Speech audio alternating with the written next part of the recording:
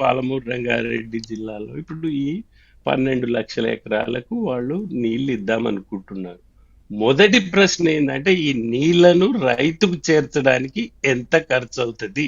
ఉమ్, అది ఆఖరి ప్రశ్న కాదు, అది మొదటి ప్రశ్న. ఉమ్, అందులో ఎంత ఆ రైతుకు ఒకవేళ కనుక 40,000 మీకు ఇస్తున్నామయ్యా, మీ 40,000 ఖర్చు ఏది క్యాపిటల్ కాస్ట్ కాదు, ఆపరేషన్ అండ్ మెయింటెనెన్స్ కాస్ట్. ఇప్పుడు మొన్న ఈ పాలమూరు రంగారెడ్డి జిల్లాలో గవర్నమెంట్ డాక్యుమెంట్ ప్రకారమే దాదాపు 5,000 కోట్లు ఒక ఇంట్రెస్ట్ మీదనే పెట్టబోతున్నాం.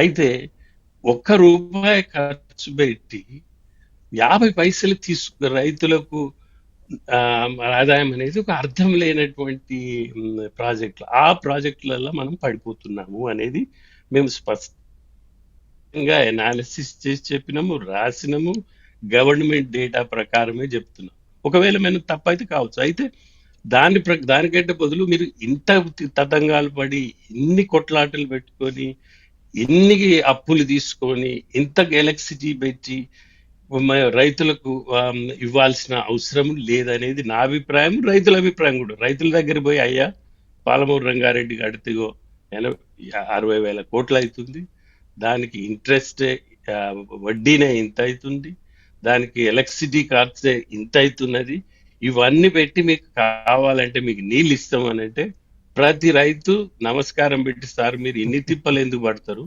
మీకు అయ్యే ఖర్చులో మాకు సగం ఇస్తామని ప్రామిసరీ నోట్ రాయండి, మేము జీవితంలో మళ్ళీ ఎప్పుడు మిమ్మల్ని నీళ్ళ గురించి అడగం. మీరేమన్నారు, మరి ఏం చేస్తారు సారు ఆ, ఆ భూములు? అది